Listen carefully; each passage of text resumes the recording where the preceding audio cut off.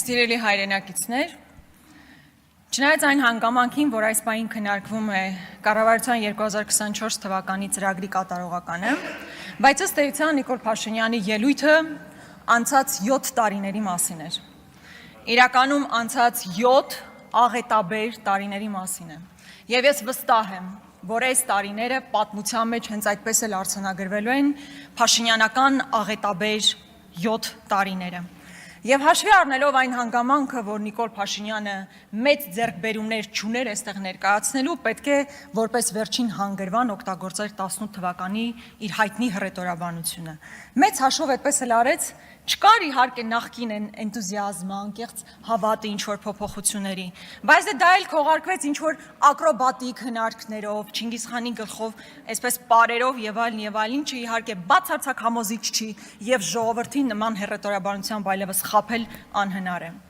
Իհարկե այստեղ եղան ԿՊԱ-ականներ, ովքեր եկան ու փորձեցին այսպես արդարանալ, մեկնաբանել, թե ինչու օրինակ դատաիրավական համակարգում փոփոխություններ չեն լինում։ Բա թե գիտեք, դեմոկրատական երկրներում դա տասնամյակներով ա տևում։ Դուք գոհ ու շնորհակալ եղեք քաղաքացիներ, որ մենք 7 տարվա մեջ գոնե մի բան արել ենք։ Կամ տնտեսական աճի մասին երբ խոսում ենք, ասում ենք, գիտեք ինչեր ա եղել մեզ հետ։ Էս էլ որ ձեզ համար արել են, գոհ ու շնորհակալ պետք է լինեք, սիրելի քաղաքացիներ։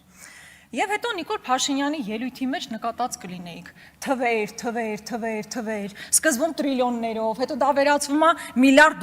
միլիարդի, հետո միլիոն դոլարների հատուկ տպավորություն թողնելու համար, որ բա ժողովուրդ ջան, դուք մտածում եք վատ եք ապրում, բայց թվերն ինչի մասին է, դուք աննախադեպ լավ եք ապրում, ես էլ հո չեմ հորինել այս թվերը։ Այս թվերը բացարձակ մանիպուլատիվ են, որովհետև եթե օրինակ մեր բյուջեն այս 7 տարիների ընթացքում հավելյալ ինչքան էիք ասում 4.2 միլիարդ դոլարի հավելյալ գումար է մտել, այդ դեպքում պարզ հարց է առաջանում։ Բա 7 միլիարդ դոլար պետական պարտքը ինչու ենք վերցրել։ Այդ 7 միլիարդ դոլարը ինչ ենք արել։ Ինչ եք արել։ Եթե 4.3 ավելացել է, դրան էլ 7 միլիարդ դոլար ավելացրել եք։ Ինչ է ստեղծվել Հայաստանում կապիտալ առումով, որը մեր սերունդներին ինչ-որ մի բան տալու էր։ 7 միլիարդով կարելի էր 3 հատ ատոմակայան կառուցել, Հայաստան-Իրան երկաթգիծ կառուցել, գազամուղ կառուցել, հազար ու մի բան կարելի էր անել։ Ինչ եք արել այդ գումարով։ Եթե ասֆալտն եք հիմա առաջ բերելու, այդ ասֆալտը տեսել եք ոնց եք փռում։ Տարին նույն տեղը 5 անգամ փռում, հետ եք փռում։ Այնքան անորակ այդ ամեն ինչը կատարվում։ Մեր հայրենակիցները պետք է իմանան, որ մինչև 2018 թվականին մեր պետական պարտքը եղել է 7 միլիարդ եւ 18-ից 25 թվականին գրեթե հասնում է արդեն 13 միլիարդի։ Եվ որպես արդյունք որևէ հստակ բան արձանագրված չի։ Այնպիսի ձեռքբերում, որը կարելի էր սերնդների համար թողնել։ Արտասահմանյան ներդրումների մասով ինչ ներդրում եք ապահովել մինչև հիմա Հայաստանի Հանրապետությունում։ Եթե օրինակ ամուսարը փորձեք հիշատակեք, ապա ես ձեզ կասեմ, որ եթե 18 թվականին նույնիսկ ներդրողը կարող էր ամբողջ գումարը դնել շահագործելու համար հանքը, ապա հիմա այդ ներդրման 150 միլիոն դոլարը Հայաստանի Հանրապետության բանկերն են տվել, այն էլ կառավարության երաշխիքով։ Դա ինչ է նշանակում, որ Աստված մի արածցե, ինչ որ մի բան տեղի ունենա եւ շահագործումը կասեցվի, 150 միլիոն դոլարը մնալու է ոչ թե ձեզ վրա, Հայաստանի Հանրապետության ժողովրդի եւ մեր ապագա սերունդի վրա։ Որևէ գործարան մեծ առումով չի կառուցվել, չնայած նրան, որ խոստացել էիք, մետաղաձուլարան կառուցել, չկա, գազաբալոնների արտադրության գործարան, Սևանի շաքարում գործարան, հայկական հեռուստացույցների գործարան, Սեպու 1 ավտոմեքենաների գործարան, չկան, այդ ամեն ինչը հայտարարվել է, բայց տեղի չի ունեցել։ Այստեղ անդադար խոսում է, որ թոշակառուները հիմա ինչ-որ լավ են ապրում, որ թոշակները 22%-ով միջինը բարձրացել է, մոռանում են ասեն, որ ինֆլյացիան 25% է, այսինքն գնաճը 25% է, թոշակառուների գումարն էլ ավելացել է 22%-ով, այսինքն 18 թվականին թոշակառուն ավելի շատ բան էր կարողանում գնել, քան այսօր է գնում, սա ևս փաստ է։ Եվ հետո հարց է առաջանում, լավ, եթե այդքան բյուջեն լցրել եք, ամեն ինչ իդեալական է,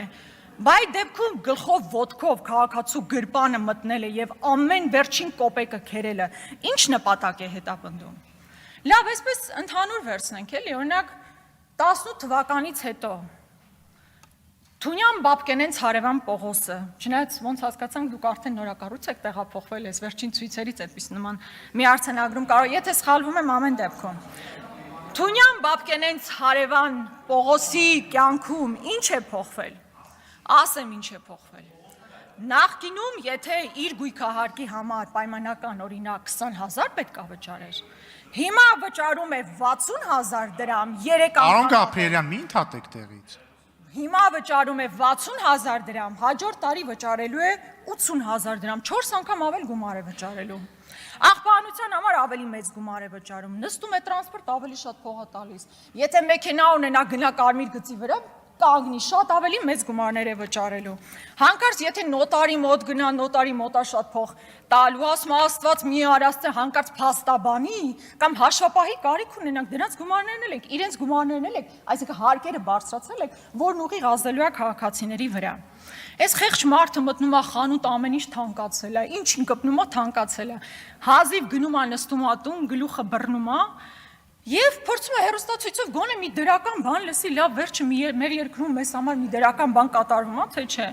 Եվ պարզվում է, օրինակ այն դեպքում, երբ որ ինքը այդքան հարկեր տալիս է եւ իր աշխատավարձը մեծ հաշվով չի փոխվել, պարզվում է, որ օրինակ 2024 թվականին կառավարական դաչաների գումարը 60 միլիոնով ավելացել է։ Եվ տարեկան 603 միլիոն դրամ գումար տրամադրվում է կառավարական դաչաներին։ Հետո պարզվում է, որ 2024 թվականին 2.4 միլիարդ դրամի ծառայական մեքենաներ է ձեռք բերվում։ Այս խեղճ Պողոսը գլուխը բռնած ասում է՝ «Այ Նիկոլ, 18-ին երկուսս էլ վարչապետ էինք։ Հիմա այս մի վարչապետը աշխատում է, այդ գույքահարկն է, այս մեկն է, տակը փող չի մնում հազիվ ապրելու։ Նիկոլ Փաշինյանի շարասյունը ավելանում է, նրա կառավարական դաչաների գումարները ավելանում է, ճոխ ու շռայլ մարդիկ ապրում են, վայելում են։ Միակ տարբերությունը, որ իր կյանքում եղել է, դա է։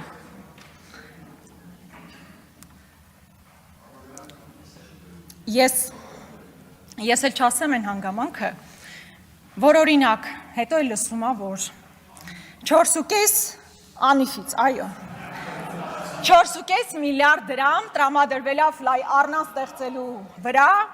վատնվել է, կորսվել է, չկա, դատական հայցնել շալակել ենք։ 1.5 միլիարդ դրամ Ավինյանը իր կնոջ ընկերուհուն է տալիս։ Այնտեղ բանի դասարանցուն էլ ոնց որ 1 միլիարդի չափով գումար է տվել, 2.7 միլիարդ դրամ Մոսկվա գրասենյակ է ուղարկվել, այնտեղ հարցում ենք անում, ասում ենք, ինչ պատասխան եք տալիս, ինչ որ արդյունք ստեղծվել է, թե չէ, որևէ պատասխան չկա։ Այդ Անիֆում պարոն Եղոյան, տասնյակ հազարավոր դոլարով մարդիկ աշխատավարձ են ստացել։ Լավ, ձեզ չի հետաքրքրում այդ տասնյակ հազար դոլարով աշխատավարձը, եկել պարոն Գաբրելյանն ասում է, մի քանի 100,000-ով ավելացվել է, տասնյակ հազարավոր դոլարներով մարդիկ գումար են ստացել, ոչ մեկ չգիտի այդ մարդիկ ով են, ու եկել ասում եք հերոս հարկատու գումարները տուր, որ ես քո կյանքը բարելավեմ, տեսնում ենք ինչքան եք բարելավել, էլ չեմ ասում Snoop Dogg-ը, հրթիռը, որ ընդհանրապես ապարդյուն է եղել, պարգևավճարների մասին եք դուք երբեմն բարկանում, որ մենք խոսում ենք պարգևավճարներից, բա ոնց չխոսանք, կառավարության նիստում ասում ենք բոլորս առաջին դասարանում ենք մնացել, տգետ ենք, բայց նաև պարգևավճար եք ստանում։ Այդ ո՞նց է տենց ելնում, պարգևավճարը չեն տալիս ավելի լավ աշխատանքի համար, այդ որ աշխատանքի համար պետք է պարգևավճար ստանաք։ Հետո ինձ դուր չի գալիս նաև այդ ձեր տոնը քաղաքացիների հետ այդ մունաթի, որ դուք չեք աշխատում, դուք չեք անում, ասենց անընդհատ մունաթ է գնում ժողովրդի վրա։ Ուսում հասկանալ էլի 10 թվականից այս կողմ քաղաքացուն ինչ եք ասել, որ չի արել։ 18-ին ասել եք փողոց դուրս արի, դուրս ա եկել փողոց, ձեզ բերել է իշխանություն։ 20 թվականի պատերազմին ասել եք կամուֆլյաժ բրոնիժիլետ վերցրու գնա պատերազմ, գնացել է պատերազմ, վերջում ասել եք դասալիք եք դուք ժողովուրդ։ Հիմա հարկերը բարձրացրել եք, մարդիկ չեն կարողանում ապրել, գալիս են ցույց են անում,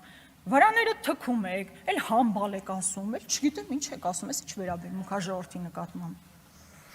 Բայց մեծ հաշվով ժամանակս քիչ է մնացել։ Երբեմն հեկտարների մասին, վերադարձի մասին խոսք է գնում։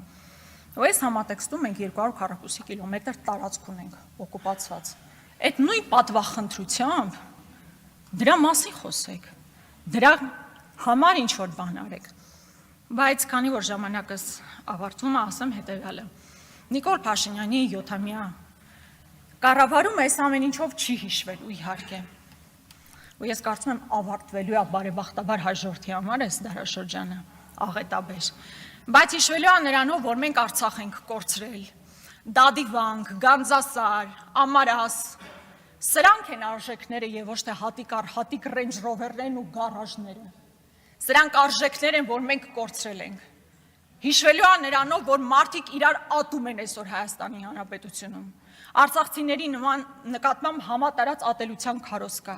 Այս ուրացումը, դավադիր ատելությունը, կորուստները, աղետը,